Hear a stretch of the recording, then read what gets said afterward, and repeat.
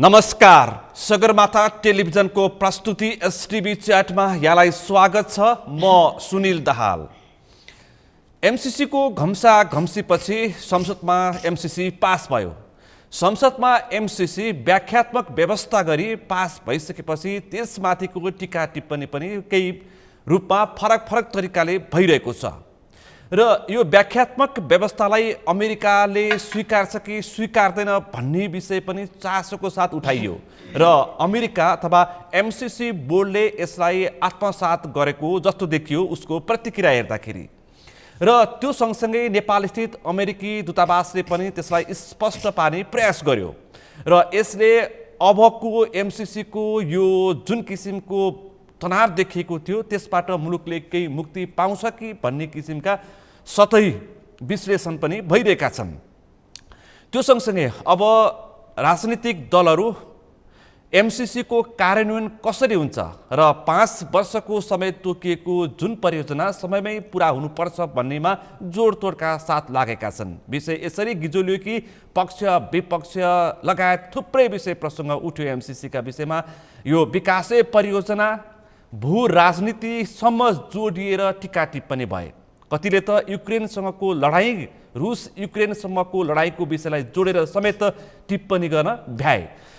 अब मुलुक फेरि बिस्तारै स्थानीय तहको निर्वाचनतर्फ उन्मुख हुँदैछ र हिजो अस्तिदेखि फेरि गठबन्धनका कुराहरू चर्चामा आएका छन्।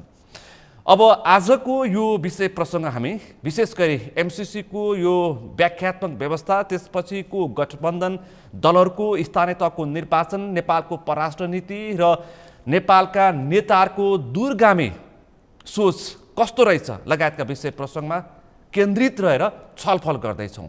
आजको यस छलफलमा मसँग सहभागी हुनुहुन्छ नेकपा एमालेका पोलिट ब्युरो सदस्य एवं स्थानीय तह विभाग प्रमुख देवेन्द्र दाहाल।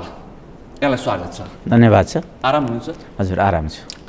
विषय प्रसङ्ग उही एमसीसी हजुर निकै तातियो, निकै चासोको साथ देशी विदेशीले पनि हेरे, दिनी राष्ट्रले पनि अत्यन्तै चासोका साथ हेऱ्यो, बुझ्यो। अर्को छिमेकी राष्ट्र चीनले पनि निकै नै चासोको साथ प्रतिक्रिया दियो। नेपालको आन्तरिक राजनीति यसरी घुलमिल भयो कि धुमलियो कि जे पनि हुन सक्छ सम्मका प्रतिक्रिया आए। संसदबाट तपाईहरुको अवरुद्धका बीच पनि संसदबाट एमसीसी व्याख्यात्मक व्यवस्था राखेर पास भयो। अब चाहिँ तपाईहरु स्पष्ट हुनु भयो हैन, प्रमुख प्रतिपक्ष स्पष्ट भएन भनेर जुन किसिमको तपाईहरुमाथि आरोप लगाइएको छ, अब चाहिँ स्पष्ट हुने बेला सक्यो। पहिलो कुरो त हामी पहिलेदेखि नै स्पष्ट थियौं हैन। यो विदेशी दात्री राष्ट्रहरूले सहयोग गर्ने नेपालमा यो मात्रै होइन, अमेरिकाले गरेको यो होइन, अमेरिकाले नै पनि अरु पनि सहयोग गरिरहेछ। तर उसले एउटा संस्था नै बनाएर, कम्पनी जस्तो बनाएर संसारभरि जुन सहयोग गरिरहेको छ, संसारका विभिन्न देशहरूलाई सहयोग गरिरहेछ हैन, त्यसैको एउटा निरन्तरता हो नेपालमा पनि। त्यसले गर्दाखेरि यसमा हामीले हाम्रो कुरा के थियो भने यो वास्तवमा भने संसदमा ल्याउने विषय पनि थिएन के। यो चाहिँ संसदमा ल्याउने विषय नै थिएन। किन भन्दाखेरि यो यस्तो त सहयोग त अरू दात्री राष्ट्रहरूले, दात्री संस्थाहरूले पनि गरेका छन्। एडीबीले सहयोग गरेका छ नेपालमा, विश्व बैंकले सहयोग गरेका छ, अरू देशहरूले पनि सहयोग गरेका छन्। त्यसो हुँदाखेरि यो सामान्य ढङ्गले यसलाई चाहिँ अब सहयोगको रूपमा, एक आपसमा सहयोग आदान प्रदान गर्ने रूपमा, खास गरी नेपाललाई सहयोग गर्ने रूपमा चाहिँ यसलाई हामीले लिएको हो। त पछिल्लो कालमा यो अब उनीहरूको प्रावधान अनुसार उनीहरूले चाहिँ अब यो संसदबाटै पारित गर्नुपर्छ भनेर ल्याइसकेपछि यसलाई संसदबाट पारित गर्ने कुरा स्वाभाविक पनि थियो र त्यो संसदबाट पारित गर्ने प्रक्रियामा थियो। त्यसो हुँदाखेरि अब यो प्रष्ट हुने प्रष्ट नहुने भन्ने कुराहरू होइन र हामी प्रष्ट नै थियौँ र अहिले पनि हामी प्रष्ट छौँ र हिजो पनि थियौँ। नेपालमा अनुदानको प्रक्रिया चाहिँ 70 वर्ष लामो इतिहास रहेछ। मैले हिजो अलिअलि त्यसको पृष्ठभूमि हुन त मैले यसको छलफल त करिब 3 महिनादेखि अलि गहिरो रूपमा नै गर्दै आएको छु। 70 वर्षको इतिहास रहेछ नेपालमा अनुदान दिने विदेशीहरूले।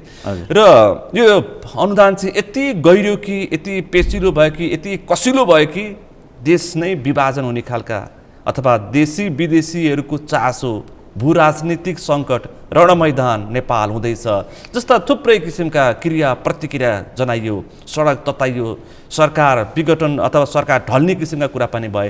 तपाईँले एउटा शर्तको कुरा गर्नुभयो, यो शर्तको विषयमा चाहिँ तपाईँकै पार्टी अध्यक्ष केपी शर्मा ओली प्रधानमन्त्री हुँदा तत्कालीन अर्थमन्त्री डाक्टर युवराज खतिवडाको समयमा शर्तलाई आत्मसात गरेको र त्यसलाई वैधानिकता दिएको र संसदमा लगेको भनेर प्रति आरोप विपक्षीले लगाउँछन्।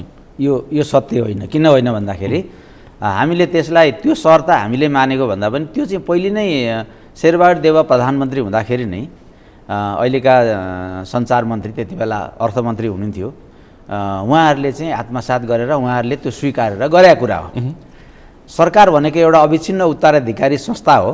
त्यसले गर्दाखेरि सरकारले गरेको कुरालाई, अघिल्लो सरकारले गरेको विषयलाई पछिल्लो सरकारले चाहिँ त्यसलाई स्वीकार गर्ने एउटा प्रचलन पनि हुन्छ र त्यो गर्नु पनि पर्छ। किनभने सरकार भनेको स्वाभाविक रूपले पहिलेको एउटा कुनै पार्टीको सरकार थियो भने पनि राज्यको त त्यो पछिल्लो पनि सरकार हो, अघिल्लो पनि सरकार हो।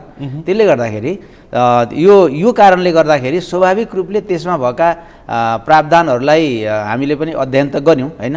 अध्ययन गर्ने सन्दर्भमा त्यसलाई कतिपय उछालियो पनि, किनभने नेपालमा चाहिँ अब अमेरिकी सेना आउँछन् के गर्छन् भन्ने हिसाबले यो वाहियात कुरा हो कि।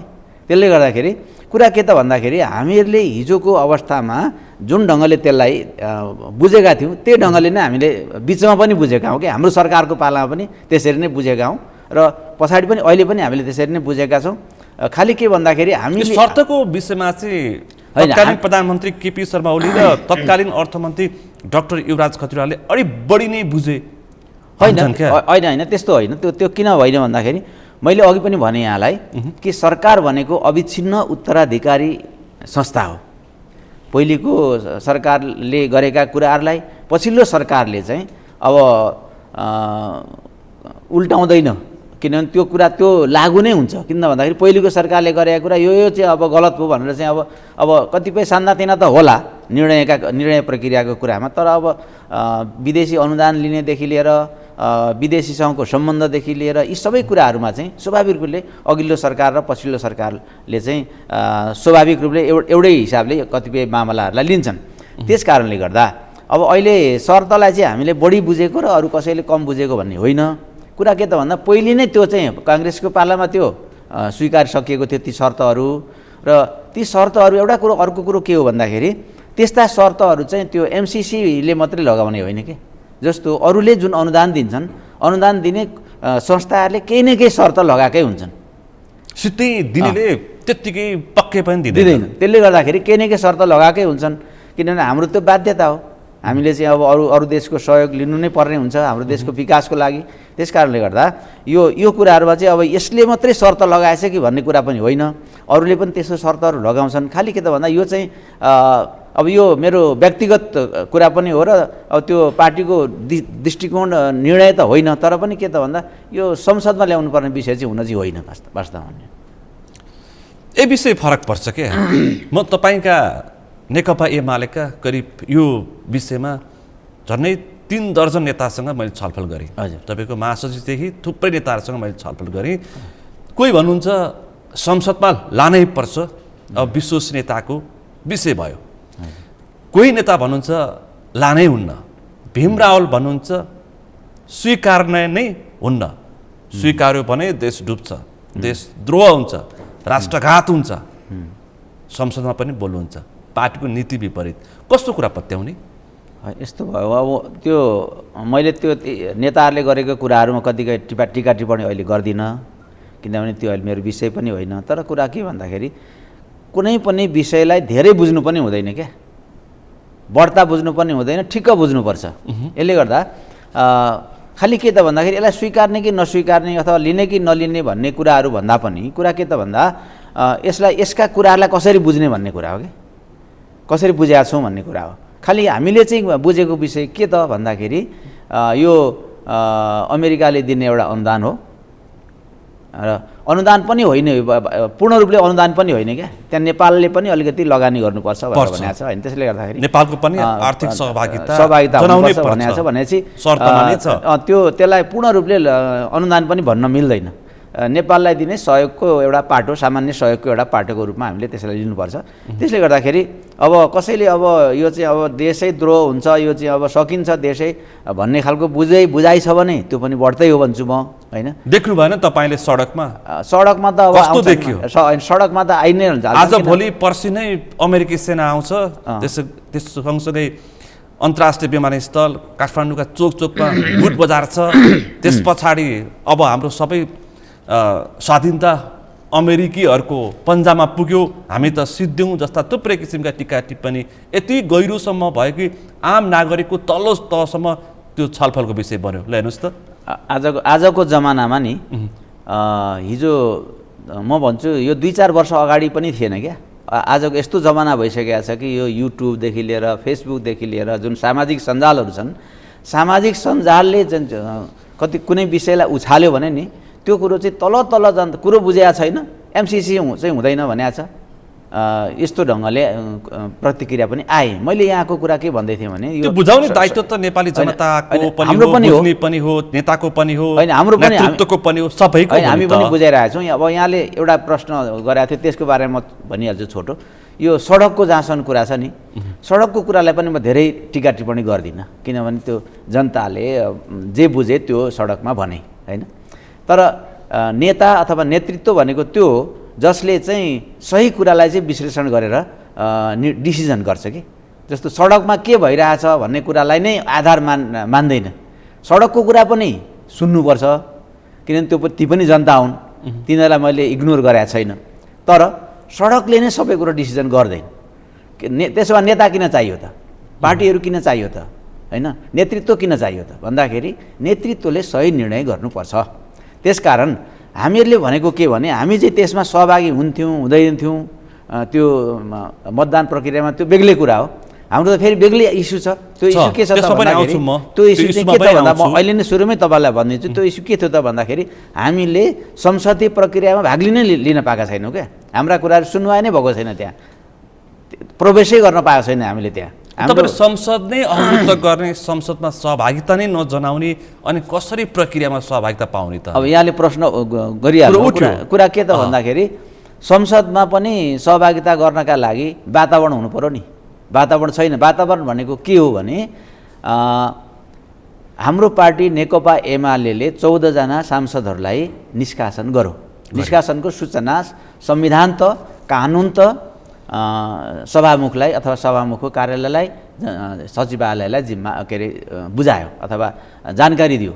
जानकारी दिइसकेपछि त्यसमा अध्ययन गर्ने, त्यस पछाडि चाहिँ अब हेर्ने, बहस गराउने त्यो काम होइन सभामुखको। त्यो के त भन्दाखेरि हेर्ने, पार्टीले गरेको डिसिजनलाई सूचना टाँस्ने हो, त्यति नै छ उहाँको अधिकार, त्यति नै हो। तर म हेर्दैछु, अध्ययन गर्दैछु भनेर उहाँले पहिले चाहिँ एउटा 2-3वटा त्यो त्यस्तो कुराहरू भइसकेको छ।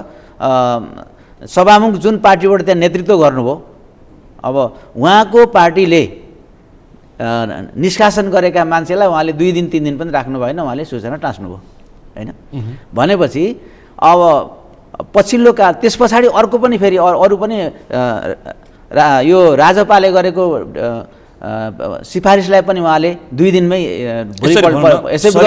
गिरीको निर्णय कति छिटो भयो। माओवादी केन्द्रबाट छोडेका टोपबहादुर रायमाझी, प्रभु शाह, लेखराज भट्टको कति छिटो निर्णय भयो। उनीहरूलाई चाहिँ सौतिनी आमाको व्यवहार गरियो। त्यो सँगसँगै यतातर्फ एमालेको पनि 14 सांसदलाई तत्काल कारबाही गर्नुपर्छ भन्ने तपाईँहरूको माग थियो। त्यसलाई चाहिँ उहाँले व्यवस्था गर्नुभयो र उहाँले के व्यवहार गर्नुभयो भन्ने तपाईँहरूको आरोप। उहाँले के गर्नुभयो भन्दाखेरि उहाँले चाहिँ जब उहाँको पार्टी अर्को पार्टी दर्ता गर्नका लागि उहाँहरूको प्रक्रिया भइरहेको थियो, त उहाँहरूको पार्टी दर्ता भइसकेपछि अब गर्नु परेन भनेर उहाँले चाहिँ डिसिजन गर्नुभयो। भनेपछि स्वतः रूपले चाहिँ उहाँले के गर्नु भनेदेखि पूर्वाग्रही हिसाबले यहाँकै भाषा भन्ने सौतेनी हिसाबले उहाँले चाहिँ व्यवहार गर्नुभयो र त्यो निर्णय गर्नुभयो। त्यो निर्णय गर्ने उहाँलाई अधिकार थिएन, त्यो गर्ने उहाँको कार्यक्षेत्र पनि होइन। भनेपछि त्यसबारेमा के भयो त? हाम्रो प्रश्नको जवाफ आएकै छैन। भनेपछि कसरी संसद चल्छ? संसद अवरुद्धको कुरा। रूपन झापा विद्रोहदेखि 32-33 सालदेखि वामपन्थी राजनीतिको मुख्य पृष्ठभूमिमा नजिक भएर तपाईँले राजनीति गर्दै आउनु भएको छ।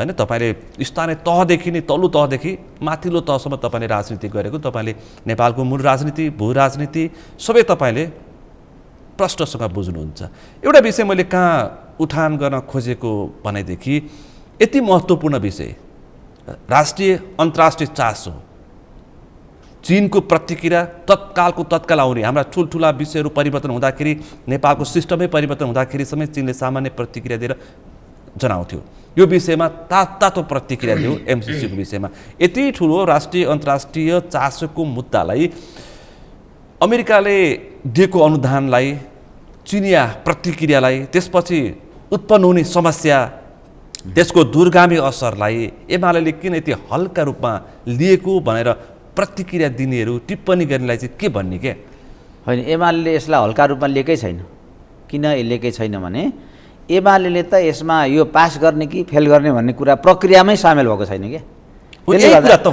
त्यसले गर्दाखेरि जसले यति महत्त्वपूर्ण विषयमा किन प्रक्रियामा सुरु भयो यहाँ सुन्नुहोस् न मैले चाहिँ के भने जसले प्रक्रियामा सामेल भएर भोटै हाले उनीहरूको बारेमा कम चर्चा जसले चाहिँ प्रक्रियामा सामेलै हुन पाएन र भोटै हालेन उसको बारेमा चाहिँ यत्रो धेरै ठुलो चर्चा किन यो मेरो प्रश्न हो क्या होइन तपाईले सङ्केत गरेको प्रचण्ड माधवलाई होइन प्रचण्ड माधवको विषय पनि उठ्छ कति रक्षात्मक अवस्थामा पुग्नु पर्यो सरकारमा पनि बस्ने सडक पनि तताउने कस्तो राजनीतिक नैतिकता होइन अनि आफ्नो अधिवेशनमा चर्को विरोध गर्ने गठबन्धनका प्रधानमन्त्रीसँग पत्र लेख्ने 2 जिब्रे 3 जिब्रे भन्न त सब थोक भनियो त उनीहरूलाई पनि उहाँहरू पनि रक्षात्मक अवस्थामा पुगेको अहिले यो व्याख्यात्मक व्यवस्थालाई अहिले एमसीसीले आत्मसात नगरेको भए उहाँहरूको हालत के हुन्थ्यो त्यो पनि छ प्रश्न फेरि अब यो व्याख्यात्मक विषयमा म एकदमै छोटोमा भन्छु व्याख्यात्मक विषयको उहाँले जुन भन्नुभयो नि त्यो आफ्नो आत्मरति मात्रै हो उहाँहरूको होइन किनभने सडकमा जे भइरहेको थियो जनताले जे आवाज उठाइरहेका थिए त्यसबाट चाहिँ सेफ हुनका लागि उहाँहरूले गरेको कुरा हो म के भन्छु भने एमसीसीले आत्मसात गर्यो कि गरेन भन्ने कुराको अहिले निश्चित भएको छैन किन भन्दाखेरि उहाँहरूले सामान्य प्रतिक्रिया आएको छ त्यो बेग्लै विषय हो तर के त भन्दाखेरि उहाँहरूले वक्तव्यमा चाहिँ ल यो ठिकै राम्रै भयो भन्नु र ती प्रावधानहरूलाई चाहिँ सच्याउनु त फरक कुरा हो नि ती प्रावधानहरू सचेका छन् कि छैनन् त सचिन्छन् कि सचिँदैनन् हेर्न बाँकी छ नम्बर 1 अर्को कुरो मलाई के लाग्छ भने कमा फुल स्टप पनि त्यसले चेन्ज गर्दैन ल भनेपछि अब उहाँहरूले के गर्नुहुन्छ उहाँहरूले आफ्नो लागि आफैले घोषणा गर्नुभयो के ल यो आफैले घोषणा गर्नुभयो इन्डो पेसिफिकको अङ्ग पनि होइन सेना पनि आउँदैन के भनेर उहाँहरूले जुन गर्नुभयो नि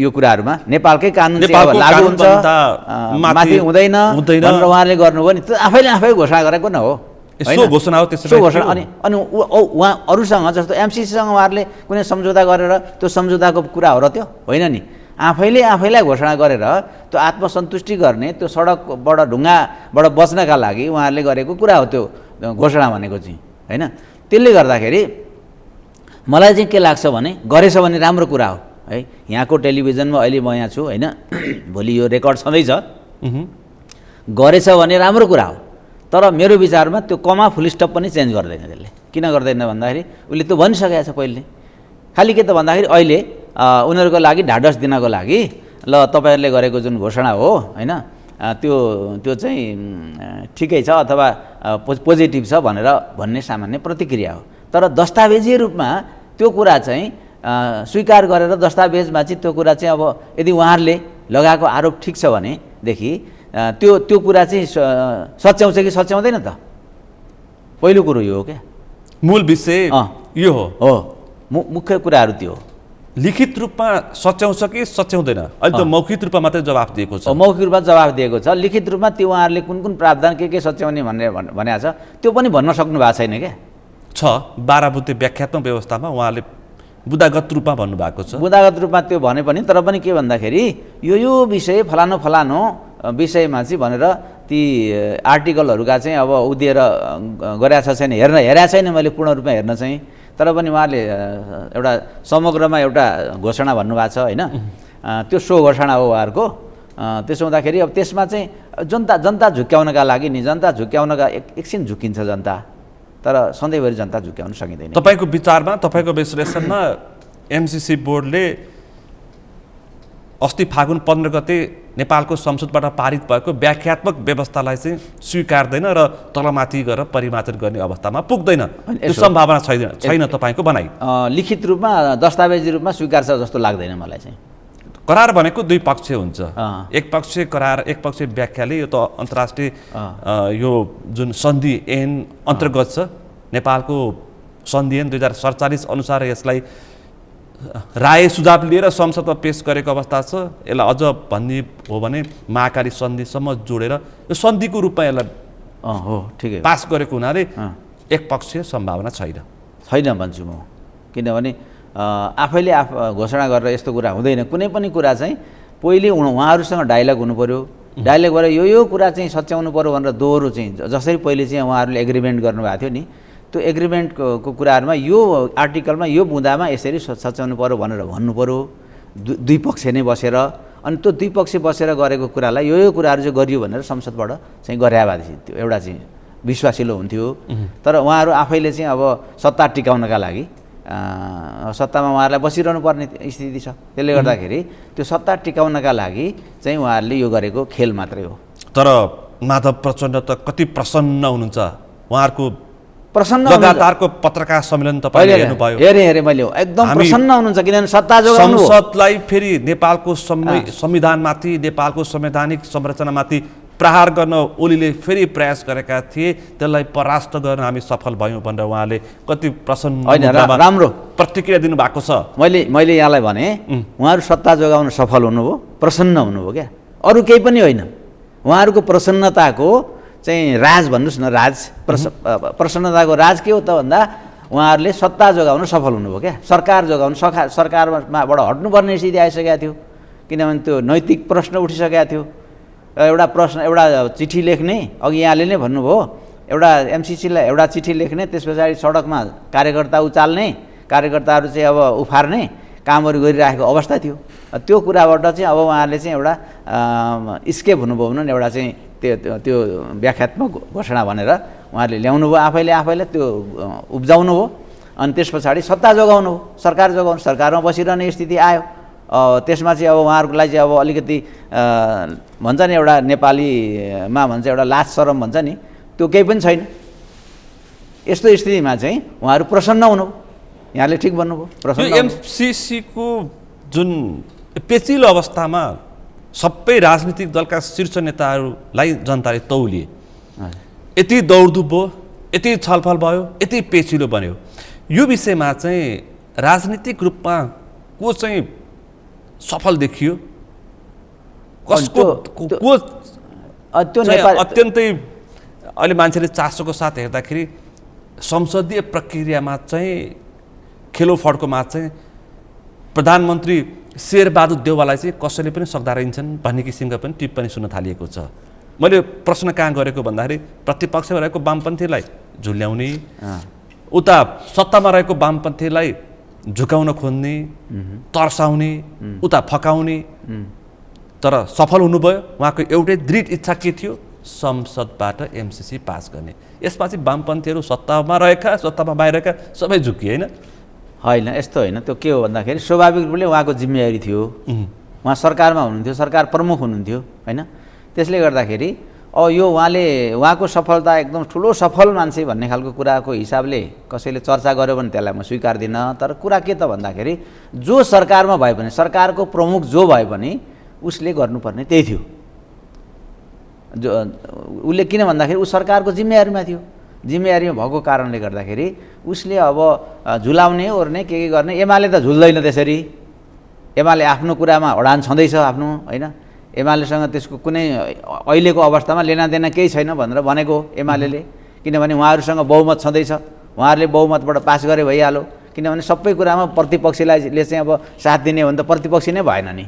त्यसले गर्दा अनेक इस्युहरूमा प्रतिपक्ष पनि मिल्नुपर्ने इस्यु होला। जस्तो एमालेको सरकारको पालामा नक्सा जारी गर्ने बेलामा सबैलाई एकै ठाउँमा ल्याउन सफल भएको थियो नि। हो त्यस्तै नक्सामा जुन किसिमको एकता प्रदर्शन गर्न सफल भएको थियो। किन एमालेले भनेपछि अब एमसिसीको हकमा त हाम्रो यो अहिलेको त लेनादेनाको विषय होइन, चासोको विषय होइन, किनभने हामी त त्यो एमसिसीमा चाहिँ भोट हाल्ने कि नहाल्ने अवस्थामा त छँदै छैनौँ भनेर भनेको प्रष्टै छ त। यसमा त यति ठुलो अन्तर्राष्ट्रिय चासोको साथ हेरेको मुद्दामा एमाले किन चुकाएको होला? अब उसलाई अन्तर्राष्ट्रिय जगतमा विश्वसनीयताको पनि खाडल उत्पन्न हुन सक्छ, अहिले आफ्नो दृष्टिकोण त अविश्वसनीयता भनेको छ पनि हुन सक्छ भन्ने किसिमका पनि विश्लेषकले भन्न थालेका छन्। अहिले यहाँले हेर्नु पनि भयो होला होइन, हामीले पनि आफ्नो दृष्टिकोण त स्पष्ट गऱ्यौँ पत्रकार सम्मेलन गरेर। तर प्रश्न भएन पार्टीको तर्फबाट किन प्रश्न भएन? त्यसमा प्रष्टै छ त कुराहरू। हामीलाई त यो संसदीय प्रक्रियामा भाग लिन दिएन भन्ने खालको कुराको त हामीले अनवरत भनिरहेकै छौँ। त्यसले गर्दा त्यसमा उहाँहरूको बहुमत थियो, उहाँहरूले पास गर्नुभयो, उहाँहरूले लागू गर्नुहोस् भनेर भनेको छ। एमाले त त्यही भनेको छ नि त। अब उहाँहरूको बहुमत थियो, उहाँहरूले पास गर्नुभयो, अब लागू गर्नुहोस् भनेको छ। त्यही न हो एमालेको कुरा त। कसरी प्रष्ट भएन? यस कारणले गर्दा अहिलेको अवस्थामा यसलाई यहाँले जुन यत्रो ठुलो अन्तर्राष्ट्रिय चासो आदि भन्नुभयो नि, अघि मैले भने यो सामान्य बहुमतबाट पास गर्ने विषय हो कि। त्यसले गर्दा त्यत्रो ठुलो त्यो केही पनि होइन। अघि सुरुमै मैले भनेको थिएँ कि यो चाहिँ एउटा अन्तर्राष्ट्रिय अनुदान हो, दात्री राष्ट्रले दिएको अनुदान हो। त्यो अनुदान चाहिँ लिने कि नलिने भन्ने सन्दर्भको नेपालको कुरा हो। र नेपालले चाहिँ अब मैले सुरुमै भने कि यो संसदमै नल्याइकन पनि त्यो एक्सेप्ट गर्न सकिन्थ्यो, सामान्य नियमित मन्त्री परिषद गर्न सकिन्थ्यो। तर अब यो चाहिँ अलिक ठुलो हल्लाखल्ला हुनुको कारण के त भन्दाखेरि कारण पनि त्यही नै हो, त्यो संसदमा ल्याउनु पर्ने भएकोले गर्दाखेरि यत्रो ठुलो हल्लाखल्ला भएको। नत्र भने कति अनुदान भइरहेछन्, सामान्य निर्णय गर्छ मन्त्री परिषदको बैठकले, फलाना देशले दिएको अथवा संस्थाले दिएको यति पैसा चाहिँ अब एक्सेप्ट गर्ने भन्ने निर्णय गर्छ अनि सकिन्छ विषय। तपाईँले यति सामान्य रूपमा यसलाई प्रस्तुत गर्नुहुन्छ, मानिसहरू चाहिँ यसलाई यति गहिरो रूपमा सोचिरहेका छन् कि के हुन्छ किन गरेका हुन्, मलाई म त्यति बुद्धि यतिसम्मको किसिमले जोडेर मानिसहरूले छलफल गरे कि युक्रेन र रसियाको जुन अहिले हतियारको वार चलिरहेछ त्यहाँसम्म जोडेर, त्यहाँ नेटोको समस्याले गर्दाखेरि, नेटो सदस्यको समस्याले गर्दाखेरि त्यहाँ त्यो किसिमको समस्या आयो र यतिखेर मैदानमा लडाइँ भइरहेछ। यहाँ अब एमसिसीले चीन र अमेरिकाको लडाइँ नेपालमा निम्त्याइसक्यो, आज भोलि नै आउँछ, त्यस्ता किसिमका समेत तातो प्रतिक्रिया आए। अनि यो विषयलाई हल्का रूपमा एउटा अनुदानको रूपमा, अनुदान नै हो यो मात्र दिएर पनि लिन नसक्ने अवस्था छ। अनुदान नै हो, अनुदान पनि होइन भनेर मैले सुरुमा भने, अनुदान पनि पूर्ण रूपले होइन, एउटा सामान्य सहयोगको कुराहरू हो। त्यस कुरालाई यत्रो ठुलो हल्ला गर्नुपर्ने कारण थिएन, तर हल्ला गरियो, उछालियो, मान्छेहरूलाई अनेक ढङ्गले उछालियो। र एउटा कुरा म यहाँलाई प्रष्ट भन्छु, यो कुनै अमेरिका सेना आउने गर्ने कुरा हुँदैन यसमा त्यो कुराहरू चाहिँ होइन। किनभने अमेरिकी सेना आउँछ र यहाँ चाहिँ अब हस्तक्षेप गर्छ, पुरा चाहिँ अब नेपाली चेलीबेटीहरूदेखि लिएर सारा कुराहरू यस्ता खालका चाहिँ अब वाहियात कुराहरू गरिएको छ। यो विषय चाहिँ बेठिकै कुरा हो। तर यो लिनुहुन्थ्यो कि हुँदैन थियो भन्ने कुराको त हामीले पनि छलफल त गर्न पाउनु पर्थ्यो नि त, त्यो त पाइएन। फेरि तपाईँको पार्टी अध्यक्ष केपी शर्मा ओलीले त प्रधानमन्त्री शेरबहादुर देउवासँग त लगातार दिनको 2 पटक समेत छलफल गर्नुभयो नि। होइन, हाम्रो अध्यक्ष केपी शर्मा ओलीले गरेको होइन, शेरबहादुर देउवाले इच्छा राखेर कहिले उहाँ आउनुभयो, कहिले उता बोलाउनु भयो, होइन बालवाटार बोलाउनु भयो, कहिले बालकोट आउनुभयो। त्यसले गर्दाखेरि यो केपी शर्मा ओलीले कुनै चासो राखेर शेरबहादुर देउवासँग वार्ता गरेको विषय पनि होइन र यो प्रधानमन्त्रीको इच्छाअनुसार प्रधानमन्त्रीले गर्न चाहनुभयो र गर्नुभयो, त्यो कुरा त्यस्तो। त्यति मात्रै हो कि सहमति तपाईँले पनि सुन्नुभयो, आजै सहमति भइसक्यो, आजै गठबन्धन टुट्छ, अब बेलुकासम्ममा एमाले र कङ्ग्रेसको सरकार बन्छ, एमसिसी पास हुन्छ, सहमति हुन लाग्यो। केही समयपछि पत्रकार सम्मेलन हुँदैछ, त्यस्ता हामीले त के भन्छौँ भने आए, सञ्चार माध्यममा समाचार आए, हामीले हेर्नुहोस् है, हामी चाहिँ के भन्छौँ भनेदेखि यो हामीले के भनेका छौँ भने यो दक्षिणपन्थी अवसरवादीहरूको गठबन्धन हो, यसले देशको विकास पनि गर्दैन। किनभने यसले सुरुदेखि नै जनतामा ल्याएका एकदम लोकप्रिय कार्यक्रमहरूलाई चाहिँ अब डिस्टर्ब गर्दै आयो। जति बेला गठबन्धन बन्यो विकासका कामहरू ठप्प भएका छन्, तरलताको अभाव भएको छ। यी सब कुराहरू चाहिँ अब अहिले आर्थिक क्राइसिस आउन लागेको छ, आर्थिक सङ्कट आउन लागेको अवस्था छ, तर पनि ढाकछोप गरिरहेको अवस्था छ। त्यसले गर्दा छिटोभन्दा छिटो यो गठबन्धन टुट्नुपर्छ, अनि मात्रै देशको विकास हुन्छ, देश अगाडि बढ्छ भन्ने नेकपा एमालेको दृष्टिकोण छ। हाम्रो बुझाइ छ। त्यसले गर्दाखेरि यो टुट्नुपर्छ, यो यो यो गठबन्धन किनभने यो देशको हितमा छैन, यो राष्ट्रको हितमा छैन यो गठबन्धन, यो स्वार्थहरूको चाहिँ स्वार्थको कारणले गर्दा भएको छ। अस्ति एमसिसीको लेनादेनामा चाहिँ गठबन्धन टुटाउने प्रयास तपाईँको पार्टी अध्यक्षको निकै कसरत भयो, त्यसमा चाहिँ उहाँ सफल हुन सक्नु भएन है। जसरी नेपालको राजनीतिमा केपी शर्मा ओलीलाई चतुर राजनीतिज्ञ भनिन्थ्यो, यो एमसिसीको विषयमा गठबन्धन तोड्ने विषयमा र सभामुखलाई हटाउने विषयमा चाहिँ केपी शर्मा ओली सफल हुन सक्नु भएन है। होइन, यसो अब सफल कि असफल भन्ने कुरालाई मूल्याङ्कन अहिले नगरौँ, किन भन्दाखेरि त्यो त्यति बेलाको डाइलगको कुरा थियो, कुराकानीको कुरा थियो होइन। परिस्थिति त कस्तो बनाएको छ भन्दाखेरि एउटा राष्ट्रिय सरकार बनेर अगाडि बढ्दाखेरि मात्रै विकास हुन्छ कि जस्तो पनि बनाएको छ होइन। फेरि त्यो गठबन्धन टुटाउने अनि अर्को गठबन्धन बनाउने भन्दा पनि राष्ट्रिय सरकार निर्माण गरेर अगाडि बढ्दाखेरि मात्रै देश अगाडि बढ्छ कि भन्ने जस्तो मान्छेले फिलिङ गर्न थालेका छन्। तर जे होस्, खैर केही छैन यसमा, उहाँहरूले गठबन्धन बनाउनु भयो र उहाँहरू गठबन्धनमा हुनुहुन्छ। तर यो टुटाएर पनि हामीलाई त्यस्तो ठुलो केही भइहाल्ने केही छैन र यो रहिरहँदा चाहिँ राष्ट्रका लागि, देशका लागि चाहिँ बेफाइदा छ। मैले भन्न खोजेको त्यो राजनीतिक दाउपेचमा चाहिँ केपी शर्मा ओली त्यति सफल हुन नसकेको जस्तो देखियो। यो तपाईँको विश्लेषण होला होइन, अरूले पनि भनिरहेछन्, अरूले भनेका होलान्, भन्नेले भनेका होलान्। तर पनि अब कति सफल कति असफल त त्यो भोलि परिणामहरू पनि आउँछन् नि त, अहिले परिणाम त आउँदैन नि। तपाईँ राष्ट्रिय सभाको सदस्य पनि हुनुहुन्छ, हजुर। माथिल्लो सदन तल्लो सदन अवरुद्ध छ, अब तपाईँहरू संसद अवरुद्ध गरे हुनुहुन्छ। सरकारले आफ्नो बिजनेस लिएको लै छ, एमसिसी पनि तपाईँहरूको नाराका बावजुद पनि पास भयो, अगाडि बढ्यो। अब तपाईँले भनेको 14 सांसदलाई पनि राजीनामा गराउने अथवा उनीहरूलाई हटाउने अवस्था देखिँदैन, सभामुख त्यसमा दृढ हुनुहुन्छ। सभामुखलाई हटाउने पनि अवस्था अब देखिँदैन। अब यो संसद अवरुद्ध चाहिँ कहिलेसम्म गर्ने, के का लागि गर्ने? यो संसद त्यो कुराहरू पुरा नहुन्जेलसम्म संसद अवरुद्ध भइरहन्छ। भनेपछि अब यहाँ के ठान्नुहोस् भनेदेखि यो संसद चल्दैन। संसद चलाउनका लागि त सत्ता पक्ष अब कथित गठबन्धनले सोच्नुपर्ने हो के गर्दाखेरि संसद अगाडि बढ्छ, चल्छ भनेर। अनि त्यो केही कुराहरू पनि उहाँहरू पनि टसमस नहुने हो भने त संसद त अवरुद्ध भइरहन्छ। कहिलेसम्म अवरुद्ध? अब त यो त होइन, जबसम्म त्यो अर्को निर्वाचन मिति नआएसम्म यो संसद अब चल्दैन। यसो त्यस्तो देखियो क्या? होइन, त्यो उहाँहरूले यसको अर्थ कति भन्ने मानिसहरूले विश्लेषण गर्न थालेका छन्। एमालेको यो संसद अवरुद्धको अर्थ कतिसम्म, के का लागि, किन? यो यस्तो, अहिले हामी त्यो डेट पनि फिक्स नगरौँ। यो चाहिँ जबसम्म नेकपा एमाले कारबाही गरेका 14 सांसदहरूलाई कारबाही गरिँदैन, हटाइँदैन होइन, तबसम्म संसद अवरुद्ध भइरहन्छ। हुनु पर्यो नि त, यो निरन्तर चलिरहने। सभामुखले गरेको गल्ती त कि त उहाँले गल्ती भयो भनेर स्वीकार्नु पर्यो होइन, गल्ती कमजोरी भयो भनेर सूचना टाँच्नु पर्यो उहाँले। त्यो त स्वीकार्ने अवस्था नै देखिएन। तपाईँका पार्टी अध्यक्ष केपी शर्मा ओलीको प्रेस मिट पछि प्रधानमन्त्री अथवा सभामुखप्रति पूर्व प्रधानमन्त्रीको त्यो टिप्पणीको प्रत्युत्तर फेरि हिजै उहाँले जवाब दिइसक्नुभयो।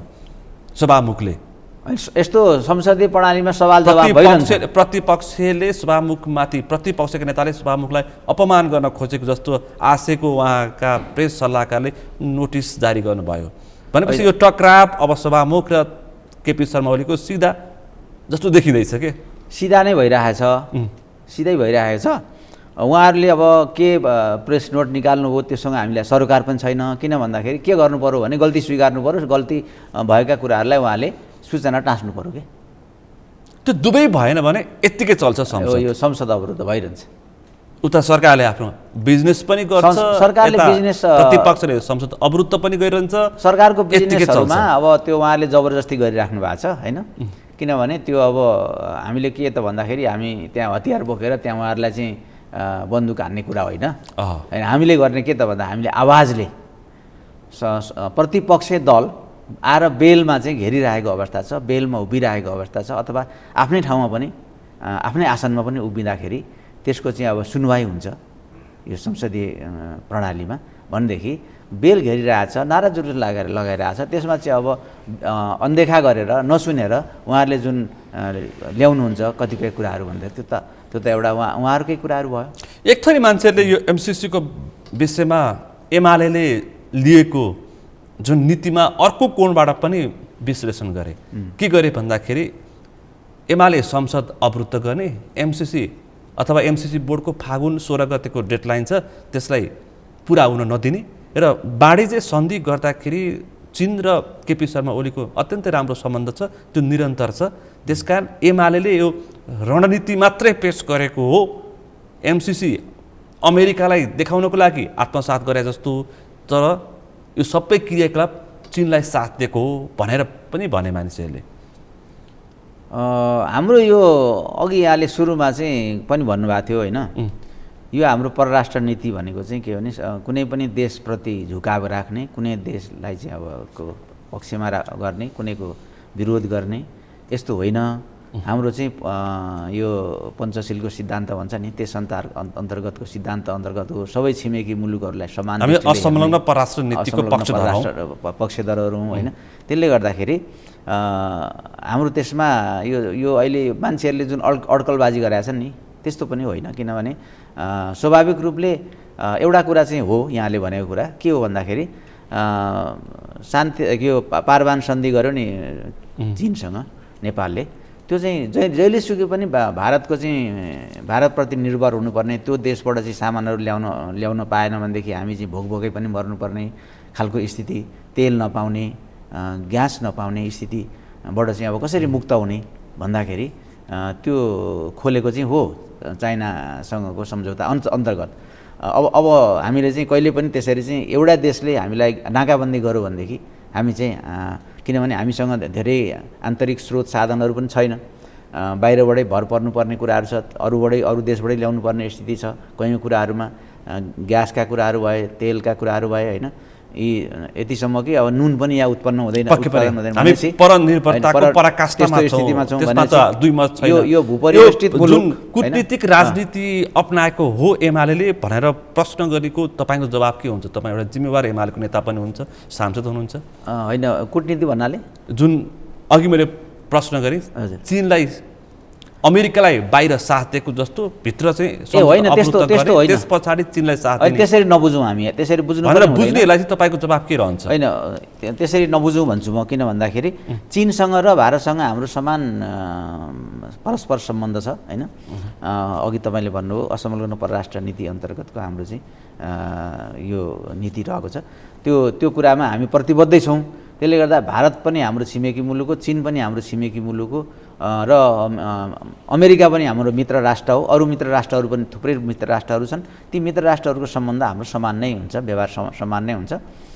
हाम्रो अनुकूल हामीले चाहिँ उहाँहरूसँग सम्बन्ध कायम गर्ने हो, हाम्रो प्रतिकूल हुने गरी कसैसँग पनि सम्बन्ध कायम गर्ने होइन। दुई धारे राजनीति हुँदैन भन्न खोज्नुभयो तपाईँले। मैले अब अर्को विषय उठाउनै पर्छ, तातो विषय छ।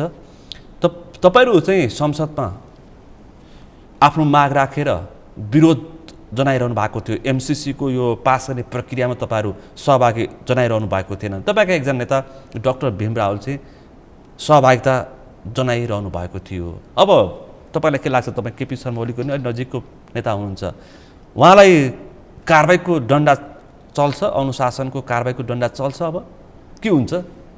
अलिकति भनिदिनुहोस् न, यो विषय धेरैलाई चासोको साथ। यस मामलामा मैले अघि पनि भने मैले धेरै टिका टिप्पणी गर्नु जरुरी ठान्दिनँ भनेर, तर विषय त हो नि यो महत्त्वपूर्ण विषय के भन्छु भने अब सांसदहरू भनेको पार्टीबाट निर्वाचित भएर गएका सांसदहरू हुन्। त्यसले गर्दा पार्टीको नीति के छ त्यो अनुसार सांसदहरूले चल्नुपर्छ। उहाँलाई लागेको कुरो बाहिर आफ्नो फोरममा भन्न सक्नुहुन्छ, उहाँ स्वतन्त्र हुनुहुन्छ, तर खास बेलामा चाहिँ पार्टीको जे नीति छ त्यो नीति अनुसार बोल्नुपर्छ। भनेपछि उहाँले एउटा देशको लागि राष्ट्रको लागि मैले बोलेँ भन्ने कुरा एउटा कुरा होला, तर त्यो कुरा चाहिँ उहाँले संसदमा जब एमाले अवरुद्ध गरिरहेको छ, संसदीय प्रक्रियामा भाग नलिने भनेको छ, नलिने भनेको अवस्थामा चाहिँ उहाँ एमालेकै सांसदले चाहिँ त्यसरी प्रक्रियामा भाग लिनु ठिक होइन। तर कुरा के त भन्दाखेरि त्यसैलेको आधारमा चाहिँ अब कारबाही हुने कि नहुने भन्ने कुरो चाहिँ भोलिको कुरा भयो होइन। नहुन पनि सक्छ त्यो कुराहरू, किनभने उहाँले जे पार्टीको नीति हो, जे पार्टीले चाहिँ अवलम्बन गरिरहेको कुराहरू छ त्यसलाई चाहिँ आत्मसात गर्नु भएन त्यहाँभित्र। मैले भन्न खोजेको पार्टी नीति विपरीत गएको आधारमा उहाँमाथि कुनै किसिमको अनुशासनको कारबाही हुन्छ कि हुँदैन? अब त तपाईँको पार्टी अध्यक्ष केपी शर्मा ओलीले पनि यस्तै किसिमको जवाफ दिनुभयो। उहाँले अनुशासन पालना गर्नुभएको छैन, उहाँलाई सम्झाउँछु मात्रै भाषा प्रयोग गर्नुभयो भनेपछि यसमा कुनै किसिमको त्यस्तो गुन्जाइस छैन। यही विषयमा कारबाही नहुन पनि सक्छ होइन। त्यो अब अहिले मैले भन्ने कुरो आएन, यो चाहिँ अनुशासन आयोग पनि छ हाम्रो होइन। त्यो अनुशासन आयोगमा यो विषयमा चाहिँ अब मुद्दा पनि पर्नु पर्यो अनि स्वयं पार्टीले पनि यो अनुशासनहीन काम हो भनेर चाहिँ के अरे बुझ्नु पर्यो अथवा त्यो ढङ्गले लिनु पर्यो। अब यो अध्यक्ष कमरेडले कसरी लिनुहुन्छ त्यसमा निर्भर गर्छ। यो अर्को यो सँगसँगै एमसिसीको पास भइसकेपछि अर्को एउटा बाछिटा उछिटिएको छ। अहिले हिजो अस्तिदेखि अर्को चर्चा सुरु भएको छ, यो एमसिसीका धुरन्धर विरोधी पक्षहरूको छुट्टै अलायन्स बन्दैछ र पार्टीको रूप लिँदैछ। म जस्तै इक्जाम्पल दिन्छु, यसको सबभन्दा चर्को विरोधी एमालेभित्र भीम रावल, घनश्याम भुषाल, टङ्क कार्की थुप्रै हुनुहुन्छ।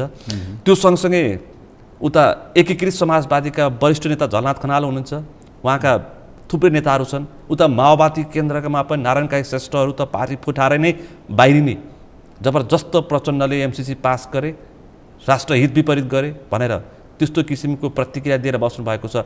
तपाईँलाई के लाग्छ? तपाईँ वामपन्थी आन्दोलनको एउटा सक्रिय योद्धा हुनुहुन्छ, कलम चलाउनुहुन्छ, एउटा विश्लेषणात्मक मेरो प्रश्न हो यो। छिटो नै नयाँ पार्टी बन्न सक्छ? अब यहाँले एकदम सही प्रश्न गर्नुभयो क्या। यो के लाग्छ भन्दाखेरि मलाई पार्टी निर्माणको लागि चाहिँ एउटा आधार हुनुपर्छ के। आधार भनेको सैद्धान्तिक आधार हुनुपर्छ, वैचारिक आधार हुनुपर्छ होइन, र परिस्थिति त्यही अनुसारको हुनुपर्छ। परिस्थिति सापेक्ष पार्टी भएनन् भन्ने खालको हुनुपर्छ होइन। यी सबै कुराले नयाँ पार्टीको जन्म हुन्छ त्यस्तो लाग्छ मलाई।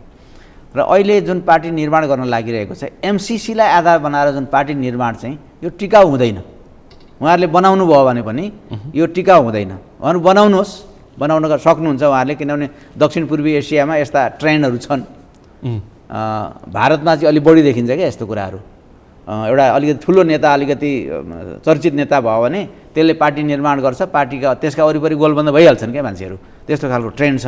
भनेपछि अब नेपालमा पनि उहाँहरूले चाहिँ मिलेर यो एमसिसीलाई आधार बनाएर, एमसिसी कुन सिद्धान्त हो, कुन नीति हो, के हो र यो यसको आधारमा उहाँहरूले पार्टी बनाउने, निर्माण गर्ने, राष्ट्रियताको मुद्दालाई उजागर गर्न, राष्ट्र जोगाउन, राष्ट्रियताको मुद्दाको राष्ट्रियताको मुद्दालाई लिएर त पहिले माले एमाले भएर माले त गठन भयो नि, टिको माले एमाले बनाइदियो, टिकेन नि त। त्यसले गर्दाखेरि कुरा त्यो चाहिँ बरु अलिकति तर्कपूर्ण थियो क्या। अहिलेको त एउटा देशको के अरे अनुदान लिने कि नलिने भन्ने सन्दर्भको विषयमा जुन यहाँ भयो, मत विमत भयो त, संसदबाट एउटा पास भयो होइन। त्यसलाई लिएर पार्टी निर्माण गर्ने कुरा गर्नुहुन्छ भने त यो हास्यास्पद कुरा हुन्छ। हेर्नुहोस् के नीति हो उहाँहरूको, सिद्धान्त के हो, के आधार हो, पार्टी निर्माणको आधार के हो भनेपछि यसमा मेरो उहाँहरूले बनाउनु भयो भने उहाँहरूलाई शुभकामना छ क्या छन चाहिँ। तर त्यो सम्भावना देख्नुहुन्छ कि देख्नुहुन्न? मेरो प्रश्न चाहिँ खालि के भन्दा सम्भावनै छैन भनेर त भन्न सकिँदैन होइन। सम्भावना हुनसक्छ, छ, किनभने कुनै पनि पार्टीमा मैले यो कारणले सम्भावना छ भन्छु है यहाँलाई। के छ भन्दाखेरि पार्टीभित्र आफू गुम्सेर बसिरहेका छन् होइन, विभिन्न हिसाबले। अब झलनाथको पनि त्यो होला, अब अरू उतापट्टि माओवादी केन्द्रतिर पनि होला, नारायण काजीहरूको पनि होला, अनि यता एमालेतिर पनि छँदैछ, तपाईँले देख्नु भएको छ। भनेपछि यी सबै असन्तुष्टहरू मिलेर एउटा पार्टी बनाउँदाखेरि चाहिँ त्यो पार्टी चाहिँ कस्तो होला भन्ने एउटा परिकल्पना चाहिँ गर्नु सकिन्छ। तर पनि उहाँहरूले त्याग गर्नुभयो ठुलो चाहिँ। अब उहाँहरूले चाहिँ अब एउटा अभियान चलाउनु भयो भनेदेखि पार्टी नै निर्माण हुँदैन भनेर कसरी भन्न सक्छु? मैले उल्लेख गरेका यी सबै पात्रहरू ती पार्टीभित्रका चाहिँ टाउको दुखाइका विषय बनेका छन्। त्यसकारण त्यो पनि सम्भावना मानिसहरूले अड्कलबाजी गर्न थालेका छन्। अझ प्रचण्डले त नारायण काजी पक्षहरूलाई बाहिरिन पनि सक्नुहुन्छ भन्ने किसिमको आशय व्यक्त गरिसक्नुभयो पत्रकार सम्मेलनमा। यो हुनसक्छ, तपाईँले गर्नुभएको आशंका जुन छ त्यो बनाउन चाहनु सक्नुहुन्छ उहाँहरूले, बनाउन सक्नुहुन्छ उहाँहरू। सार्थकता पनि हुन सक्ने सम्भावना छ तपाईँ देख्नुहुन्छ? म देख्छु त्यो कुरा। खैर, यो अहिले जुन विषय उठिसके पछाडि अहिले अर्को एउटा विषय छ, तपाईँ अन्तर्राष्ट्रिय जगतमा पनि चासो राख्नुहुन्छ। नेपालको यो रसिया र युक्रेनको यो लडाइँमा नेपाल यति हतारो ढङ्गले प्रतिक्रिया दिइरहेछ। हामी असमग्न परराष्ट्र नीति रसियासँग हाम्रो 70 वर्षसम्मको सम्बन्ध छ होइन। तर प्रधानमन्त्री र हिजो मात्रै अमेरिकी परराष्ट्र मन्त्री एन्टोनी बिस पनि टेलिफोन वार्ता भयो र युक्रेनको समर्थनमा उहाँले त्यो भाषा प्रयोग गर्नुभएको छ। यो कतिको नेपालको लागि हितकर हुन्छ? पछि यसको दूरगामी असर के पर्न सक्छ? मेरो प्रश्न यो खालि के भन्दाखेरि यो एक देशले अर्को देशलाई सिधै आक्रमण गर्ने कुरा बेठिकै हो होइन। कतिपय सवालहरू छन् भनेदेखि त्यो चाहिँ बसेर समाधान गर्नुपर्ने अथवा डायलगबाट समाधान गर्नुपर्नेमा एउटा दम्भ देखाएर रुसले जुन आक्रमण गर्यो युक्रेनमाथि त्यो चाहिँ अब व्यक्तिगत रूपले भन्दाखेरि मैले पनि त्यसको समर्थन गर्न सक्दिनँ होइन।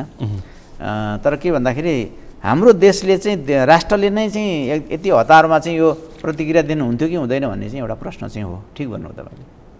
मैले किन यो प्रश्न जोडेको भन्दाखेरि मानिसहरूले चाहिँ यो युक्रेन अहिले पनि मैले प्रश्न उठाएको थिएँ, युक्रेन र एमसिसीलाई जोडेर व्याख्या गरिरहेका छन्। त्यसकारण नेपाल सरकार अमेरिकी पक्षमा वकालत गर्न हतारिएको अवस्था छ।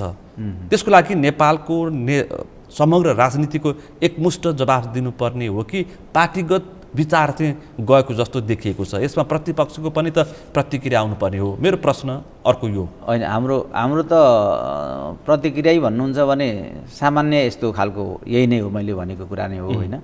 किनभने शक्ति राष्ट्रहरूले अर्को सानो राष्ट्रमाथि, किनभने बेग्लै राष्ट्र पहिले त एउटै नै थियो, सोभियत सङ्घ एउटै थियो। अब अहिले त बेग्लै आफ्नो अस्तित्व कायम गरिसकेको देश हो त्यो युक्रेन भनेको।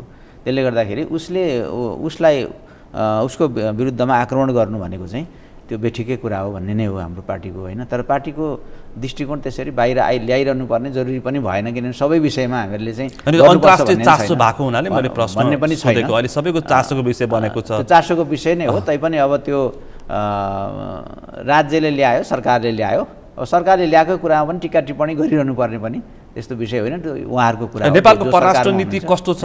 जस्तो एमसिसीकै विषयमा पनि परराष्ट्र नीतिमा त थुप्रै प्रतिक्रियाहरू आए, अमेरिकी आयो, यसमा भारत मौन बस्यो, चीनको प्रतिक्रिया आयो। नेपालको आधिकारिक धारणा यति ढिला आयो कि सबैले किन आएन भनेर प्रश्न गरेपछि मात्रै सामान्य प्रतिक्रिया दियो। यस विषयमा नेपालको उपस्थिति पनि हुन पर्ने हो, किनकि हामी यता चीनको चासो छ, उता भारतको चासो छ, अहिले एमसिसीले गर्दा अमेरिकी चासो पनि बढेको छ। यो बिचमा नेपालको प्रतिक्रिया पनि महत्त्वपूर्ण हुन्छ जस्तो जनताले महसुस गरेका छन्। ठिक छ, हतारमा नआएको हुन्थ्यो नै भन्ने कुरा हो मेरो पनि। मैले अर्को प्रश्न अघि एउटा उठाइरहेको थिएँ, नयाँ पार्टीको सन्दर्भ। अहिले विप्लवहरू पनि सबै दलका यो विपक्षी असन्तुष्टलाई भेट्दै हिँड्नु भएको छ।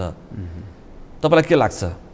मैले विषय किन उठाइरहेको छु भन्दा तपाईँ कम्युनिस्ट आन्दोलनको पुरानो नेता हुनुहुन्छ होइन, 60को दशकमा तपाईँ हुनुहुन्छ र त्यो तपाईँ कलम पनि चलाउँदै आउनु भएको छ। कम्युनिस्ट पार्टीको धारको पनि तपाईँ विश्लेषण गर्ने हुनाले प्रश्न उठाएको मैले। होइन, अब यस्तो छ, के छ भन्दा एमालेको कोर राजनीतिभन्दा अलिकति पर पुगेर म तपाईँसँग छलफल गरिरहेको छु। यो देशमा चाहिँ अब हिंसात्मक राजनीति गर्दै आएको माओवादी मूलधारमा आयो होइन। मूलधारमा आएर उसले चाहिँ जे होस् मूलधारको राजनीतिलाई आत्मसात गरेर एकपटक पहिलो पार्टी पनि बन्यो होइन। त्यस्तो स्थिति भयो। त्यस पछाडि लगातार ऊ चाहिँ अब सत्ता सञ्चालन गर्ने, प्रतिपक्षमा बस्ने गरेर गरिराखेको अवस्था छ। त्यसैबाट चोइटिएको एउटा समूह हो विप्लव भनेको होइन। अब यसरी मूलधारमा समावेश हुनुपर्ने, शान्ति प्रक्रियामा भाग लिनुपर्ने आवश्यकता थिएन भनेर उहाँहरूले पनि चलाउनु भयो केही समय। उहाँहरूले पनि एक किसिम सशस्त्रै आन्दोलन जस्तो ढङ्गले चलाउनु भयो, भूमिगत ढङ्गले उहाँहरूले आन्दोलन चलाउनु भयो। तर पछाडि त्यो अहिले समय सापेक्ष छैन भन्ने उहाँहरूले महसुस गर्नुभयो र महसुस गराइयो पनि भनौँ न। हाम्रो पार्टीको सरकार भएको बेला उहाँहरूसँग चाहिँ विप्लवलाई शान्ति प्रक्रियामा ल्याएको स्थिति हो र उहाँहरूसँग लगातार वार्ता पनि भयो, कुराकानी पनि भयो। ल ठिक छ, मूलधारमा आउने भनेर भनिसकेपछि विप्लव सहितको समूहको अहिले हामीले देखाएका पात्रहरूको गठजोडमा पार्टी बन्न सक्छ भन्ने मेरो अर्को प्रश्न। अनि त्यो म आउँदैछु। त्यसले गर्दाखेरि उहाँहरू पनि आफ्नै ढङ्गले गतिविधि गरिराख्नु भएको अवस्था छ होइन। त्यस्तो अवस्थामा चाहिँ उहाँहरूसँग पनि केही शक्ति त छ भनेपछि त्यो शक्ति पनि मिलाएर, अरू पनि मिलाएर पार्टी निर्माण गर्ने प्रयत्न गर्न सक्नुहुन्छ उहाँहरूले। त्यो सम्भावना गरिराख्नु भएको छ, उहाँहरूले गरिराख्नु भएको छ, त्यो रहन सक्छ त्यो पनि। अब तपाईँ एमालेको स्थानीय तहको विभाग प्रमुख हुनुहुन्छ। अब वैशाख 30मा स्थानीय तहको निर्वाचन हुन्छ, हुनुपर्छ भन्दै हुन्छ तपाईँहरू। अस्ति एमसिसीको यो तडक भडकले के हो भन्ने भएको थियो। अब यो लगभग साम्य जस्तो हुँदै गएको हुनाले अब निर्वाचन चाहिँ हुने नै भयो होइन? अब के छ एमालेको तयारी? तपाईँ त अब गाउँ दौडिनुपर्छ। होइन, हाम्रो तयारी त एक किसिम त भइसक्यो। हाम्रो त पूर्व मेचीदेखि पश्चिम महाकालीसम्म 7वटा प्रदेशमा प्रशिक्षण र अभिमुखीकरण कार्यक्रम, निर्वाचन केन्द्रित प्रशिक्षण र अभिमुखी कार्यक्रम भनेर हामीले 7वटा प्रदेशमा कार्यक्रम सञ्चालन गरिसक्यौँ। म भर्खरै मात्रै 16 गते मात्रै फर्केको सुदूरपश्चिमको कार्यक्रम सकेर भनेपछि हामी अब त्यस पछाडि अब जिल्लामा जान्छौँ, त्यस पछाडि पालिकामा जान्छौँ र स्थानीय तहको निर्वाचनको तयारीमा लागिरहेका छौँ। र यो निर्वाचन भनेको चाहिँ भोलिको संसदीय निर्वाचनको पूर्व मूल्याङ्कन पनि हो, पूर्व मूल्याङ्कन गर्ने निर्वाचन पनि हो। त्यस कारणले गर्दा हामी त्यसमा केन्द्रित भएर लाग्छौँ, एउटा कुरा। अर्को कुरो, सङ्घीयता कार्यान्वयन भइसकेपछिको पहिलो कार्यकाल जनप्रतिनिधिले पुरा गरेका छन्। अब पहिलो कार्यकालमा उहाँहरूले कानुन निर्माण गर्नेदेखि लिएर धेरै कुराको अनुभव प्राप्त पनि गरिसकेका छन्। अब सङ्घीयता कार्यान्वयनको चाहिँ खास काम चाहिँ अब दोस्रो कार्यकालबाट सुरु हुनेछ। त्यसैले गर्दाखेरि यसलाई हामीले महत्त्वको साथमा चाहिँ लिएका छौँ र गाउँमा केन्द्रबाट गएको बजेटलाई सदुपयोग गर्ने सन्दर्भमा दुरुपयोग नहोस्, सदुपयोग होस् भनेर हामीले त्यसमा वाच पनि गर्छौँ, हामीले त्यसलाई अनुगमन पनि गर्छौँ र बढीभन्दा बढी सिटमा निर्वाचित गराएर हामीले त भनेका छौँ समाजवादको आधार तयार गर्ने भनेर। त्यसले गर्दाखेरि समाजवादको आधार कहाँ तयार हुन्छ त भन्दाखेरि गाउँमा एमाले अथवा जनपक्षीय शक्तिहरूले जित्नुपर्छ, अनि मात्रै समाजवादको आधार तयार हुन्छ भनेर हामी निर्वाचनको तयारीमा लागिरहेको अवस्था छ। अहिले एमाले निर्वाचनको तयारीमा जुटिरहँदाखेरि तपाईँका शीर्ष नेताहरू एक्लै प्रतिस्पर्धा गर्न आऊ भनिरहनु भएको छ। यो वामपन्थी गठबन्धनको सम्भावना चाहिँ के छ? तपाईँ यति विश्वस्त हुनुहुन्छ कि एक्लै चुनाव लड्दाखेरि पनि दुईटै आउँछ जस्तो गरी तपाईँका नेताले यति ठुल्ठुलो स्वरमा भाषणबाजी गरिरहेछ? यस्तो छ, यसको आधार छ। के छ आधार? त्यस्तो आधार के छ? पार्टी टुक्रा भएको छ, मत विभाजन त्यस्तो छ पार्टीभित्र। तपाईँहरूका नेताहरू ढुक्क हुनुहुन्छ, मान्छे अचम्म परेका छन्। होइन, मान्छेहरू अचम्म पर्नु स्वाभाविक पनि हो। यसको आधार के छ भनेदेखि तपाईँलाई म एउटा दृष्टान्त भन्छु। उहिले 48 सालमा चुनाव भएको थियो नि, 48 सालमा स्थानीय निकायको चुनाव भएको थियो नि। त्यति बेला मलाई एउटा सम्झना छ, विपक्षीहरू सबै मिलेर झापाका 3-4वटा गाउँपालिकाहरूमा गाउँ विकास समितिमा, त्यति बेला होइन, गाउँ विकास समितिहरूमा चाहिँ विपक्षीहरू सबै एक भएर एमाले एकातिर भयो र त्यो ठाउँमा चाहिँ 47 जित्यो क्या नेकपा एमाले। जहाँ चाहिँ विपक्षीहरू सबै एकगठ भए त्यहाँ चाहिँ एमाले 47 सिट जित्न सफल भयो। भनेपछि जनताको जुन एउटा चाहिँ सेन्टिमेन्ट हामीले लिन सक्दाखेरि लिएका पनि छौँ। मैले भनेको थिएँ त्यसको आधार भनेर कि त्यो एमाले दुईटा कार्यकालमा गरेका कामहरू, खास गरी पछिल्लो कार्यकाल केपी ओली सरकारको पछिल्लो कार्यकालमा गरेका कामहरू छन्, ती गाउँमा प्रभावित भएका छन्। अनि एमाले अध्यक्ष उपाध्यक्ष मेयर उपमेयरको हिसाबले भन्ने भने 45% एक्लै जितेको छ अहिले पनि, र सम्पूर्ण सदस्य समूहको स्थितिमा हेर्ने भने 41.28% जितेको छ क्या एमाले एक्लै। अहिले त फेरि तपाईँको साथमा माधव कुमार नेपालको ठुलो समूह त नभनौँ, 20%को समूह त 20% छैन, 10% रूपमा भनेको होइन, कानुनगत रूपमा भने 10% भन्दा तल छ क्या त्यो, 10% भन्दा तल जहाँ छ। र उहाँहरूले त्यस्तो ठुलो प्रभाव पनि पार्नु भएको छैन। अलि नेता माथि जानुभएको छ। जम्मा 700जनामा 70जना मान्छे उता गएका छन्। यो हार जितमा चाहिँ त्यसले प्रभाव पार्न सक्छ नि भन्नु होइन, मैले त्यो ठिकै भन्नुभयो तपाईँले। तर आम रूपमा भन्यो भने जनताको चाहिँ हामीप्रतिको समर्थन बढेको छ कि, जति घटेको छ नि, घटेको तुलनामा समर्थन चाहिँ बढेको छ, एउटा कुरा। अर्को कुरो, हिजो हामीले पार्टी एकीकरण गऱ्यौँ।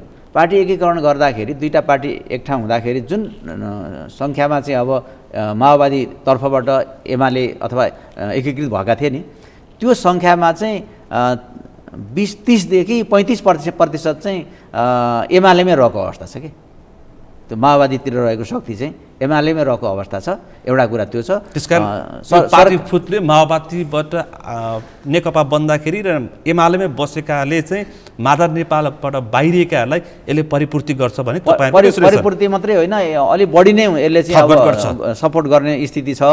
अनि केन्द्रले गरेका कामहरू, अनि अर्को चाहिँ स्थानीय तहमा हामीले जुन गएर प्रतिनिधि भएर जुन काम गऱ्यौँ त्यहाँ धेरै राम्रा कामहरू भएका छन्। यसपटक हामीले सङ्कलन पनि गरेका छौँ कस्ता कस्ता कामहरू भएछ भनेर। ती कामको कारणले गर्दाखेरि जनतामा प्रभावित पारेको छ। त्यसले गर्दाखेरि यो गठबन्धनको जहाँसम्म यहाँले कुरा गर्नुभयो, एक्लै आऊ भनेको हाम्रो कुराहरू होइन। यो कुरा के त भन्दाखेरि उहाँहरूको कुरा हो। उहाँहरूले चाहिँ हामी गठबन्धन कुनै पनि हालतले टुटाउँदैनौँ, हामी गठबन्धनमा रहन्छौँ, हामी पछि चुनावसम्म रहन्छौँ भनेको भने हुनुहुन्छ उहाँहरू। उहाँहरू चाहिँ के त भन्दाखेरि त्यो तेन्द्रो समातेको हुनुहुन्छ। किनभने गठबन्धन नभए त जित्न सकिँदैन भन्ने उहाँहरूको मनोविज्ञान छ नि त। गठबन्धन भयो भने मात्रै जित्न सकिन्छ भन्ने छ। तर तलको चाहिँ स्थिति के छ त भन्दा मैले यसपटक महसुस गरेको, माधव नेपालसँग गठबन्धन गरेर माओवादीले के पाउँछ र नि? जित्दैन नि। त्यसले गर्दाखेरि जित्ने स्थिति नै छैन। हामीले विश्लेषण गर्दाखेरि भनेपछि बरु काङ्ग्रेससँग चाहिँ एकीकरण गरौँ भने पो जित्छन् होला। तर काङ्ग्रेसको मनस्थिति के छ भन्दा यिनीहरूसँग हामीले किन गर्ने, अहिले पार्टी कम्युनिस्ट पार्टी फुटिरहेको छ, हामी एक्लै जितिहाल्छौँ नि भन्ने छ। वामपन्थीसँग किन सहकार्य गर्ने भन्ने छ। यहाँ माथि शेरबहादुर देवालले भन्दा नि मान्दैनन्। यहाँ तल हेर्नु होला, त्यस्तो अवस्था छ। तल त आफू सबै उम्मेदवार भएर चाहिँ जित्ने गरी काङ्ग्रेस पनि तयार भएर बसिरहेको अवस्था छ। अब दुईटै एलायन्स बन्न सक्छ। एउटा उता लोकतान्त्रिक वामपन्थीहरूको, यता फेरि अर्को लोकतान्त्रिक नै भन्छन्, अर्को पार्टी छ लोसपा, राप्रपा, अर्को थुप्रै। अहिले डाक्टर सीके राउतसँग पनि प्रदेश नम्बर 2मा तपाईँहरूको सहकार्य हुँदैछ भन्ने सुनिन आएको छ। एमाले सहितको यो एउटा सहकार्य, अर्को चाहिँ उता गठबन्धनको सहकार्य भयो भनेदेखि त मैदानमा त तपाईँलाई गाह्रो पर्न सक्छ नि फेरि। अहिले हामीले त्यो निर्णय भइसकेको छैन। त्यो सम्भावना के छ भन्ने मेरो प्रश्न। हाम्रो त्यो निर्णय भइसकेको छैन। हामी एक्लै चुनाव लड्छौँ, किनभने हामी सक्षम छौँ एक्लै चुनाव लड्ने कुरामा। तर खालि के त भन्दाखेरि परिस्थिति अनुसार चाहिँ एलायन्स नै हुँदैन त भन्न सकिँदैन। तर राष्ट्रिय रूपमा त्यस्तो एलायन्स हुन्छ जस्तो लाग्दैन मलाई चाहिँ, होइन अहिलेसम्मको अवस्थामा।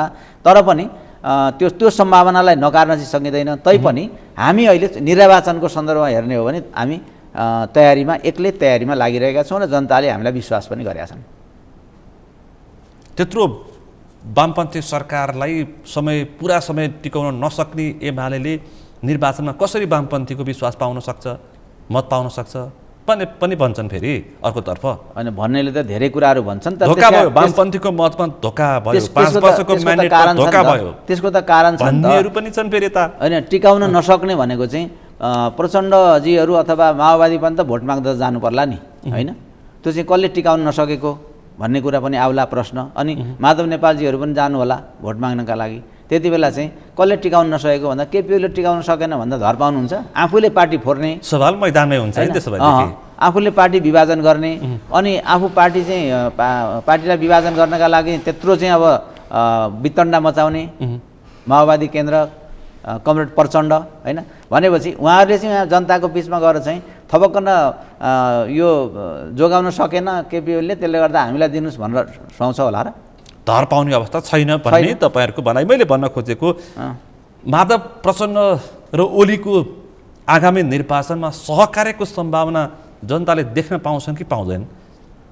अब अहिले म त्यति सम्भावना देख्दिनँ। अब राजनीति हो, फेरि राजनीति हो। किनभने हिजो एमाले र माओवादी एक हुन्छन् भन्ने पनि मान्छेले सोचेका थिएनन्, कल्पना समेत गरेका थिएनन् मान्छेले। ठ्याक्कै भयो, रातारात तपाईँहरू त जे पनि गर्न सक्नुहुन्छ।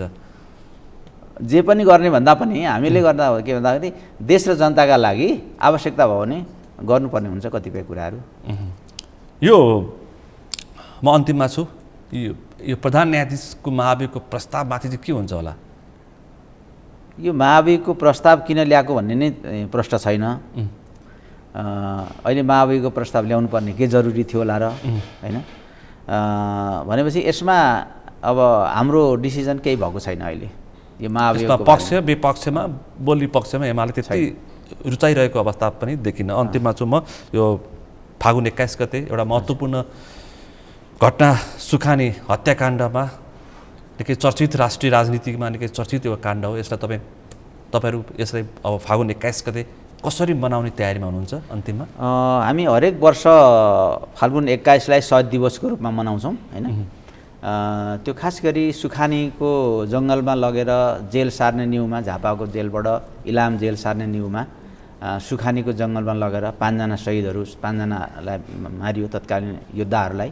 उहाँहरू भनेको रामनाथ दाहाल, नेत्र घिमिरे, कृष्ण कुइकेल, त्यस पछाडि वीरेन्द्र राजवंशी, नारायण श्रेष्ठ 5जना हुनुहुन्थ्यो र 5जनालाई सुखानीको जङ्गलमा उहाँहरूलाई मारियो र उहाँहरूले अन्तिममा पनि इन्कलाब जिन्दाबाद जस्ता नाराहरू लगाएर नेपाली क्रान्ति जिन्दाबाद, नेपाली क्रान्ति पुरा गर्नुहोस्, तपाईँहरूको जिम्मा हो भन्ने जस्ता कुराहरू गरेर उहाँहरूले शहादत प्राप्त गर्नुभएको थियो र निर्ममतापूर्वक तत्कालीन पञ्चायती शासकहरूले हत्या गरेका थिए।